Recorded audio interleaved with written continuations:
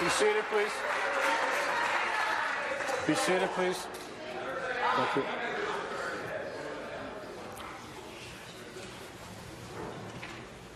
New question, the member from Dufferin-Caledon.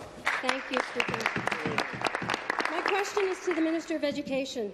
We've all heard about the challenges students with autism face when they transition into school. They sit on a waiting list for a psychological assessment to get their individualized education plan, or IEP, and even with an IEP, they wait for an educational assistant to support them in the classroom. In a report released today, the Ontario Autism Coalition recommends a review of special education. Will the minister commit to reviewing special education funding to ensure students with exceptionalities get the help they need? Thank you. Minister of Education. Mr. Speaker, first off, I'd like to thank the Ontario Autism Coalition for their continued advocacy when it comes to autism services in Ontario and for children with special needs, Mr. Speaker. I want to thank them.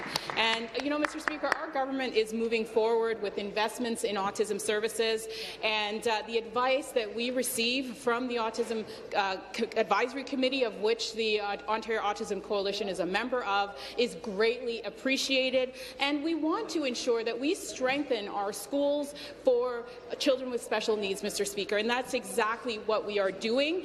In 2016, we announced that we'd be investing an additional $500 million to improve autism services in Ontario, and this school year, school boards are receiving more than $2.7 billion to support students with special education needs. Mr. Speaker, absolutely, there is more to be done, and that's exactly what we're focused on.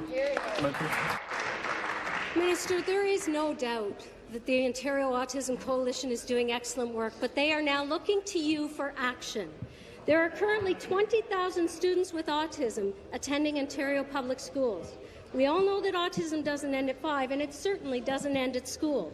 Will the minister commit to reviewing how special education funding is being used in our schools as recommended by the Ontario Autism Coalition? Mr. Speaker, it's very difficult to listen to the opposition to give advice on education, Mr. Speaker, when they left it in a complete mess. Mr. Speaker,